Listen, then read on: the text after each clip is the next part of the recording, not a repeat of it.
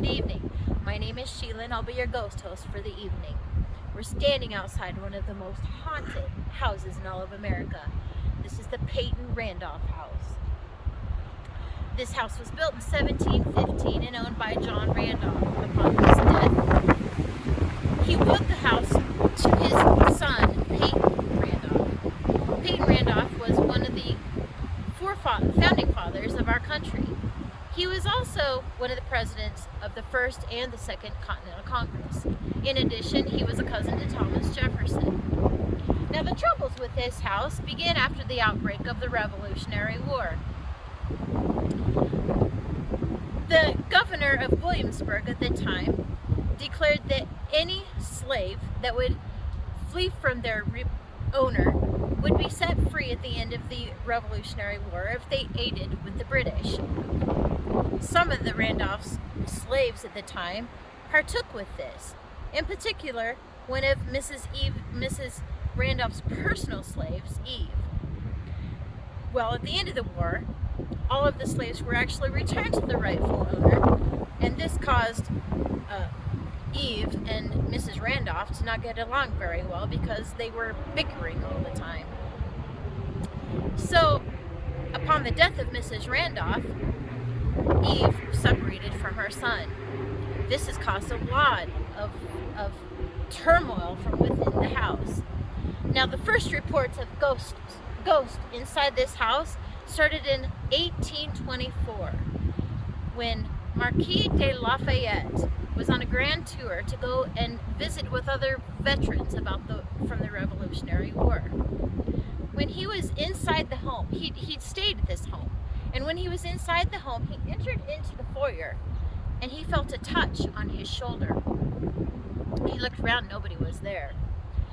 He also stayed in this home that night and he heard voices, and he recalled in his memoirs about he wasn't able to sleep.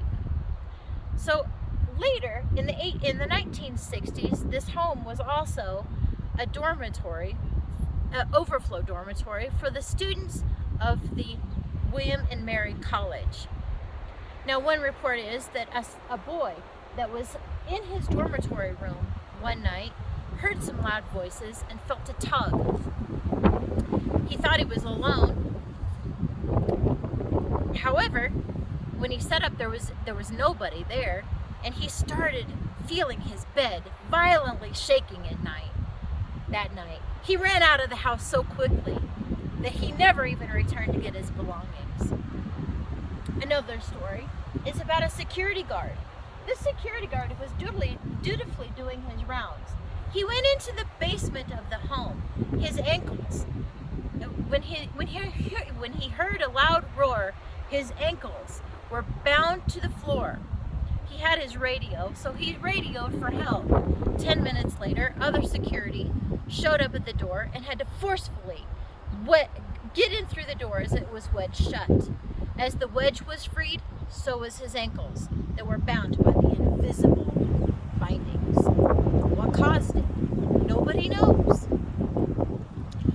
Another incident of this home happened after the year 2000, when a lady who lived on the eastern side of this home died.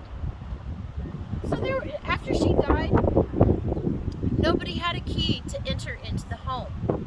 But there was a fire in the house, and that fire, once the security come to aid in getting the fire out, the fire extinguisher was in the basement. When they entered into the home, they found foam all over the room, but it didn't get on the artifacts, nor did it get in any of the other rooms. How did this fire extinguisher get to the floor with the pin dropped and no footprints around? Nobody has ever known. You can go to the blog and the website and see also other stories and the interviews of the security on our website. Now, what is causing these haunts? Well, in 1930, on the eastern side of the home, there were two indents that were uncovered in an excavation, and they were found to be buried on the eastern side of the home.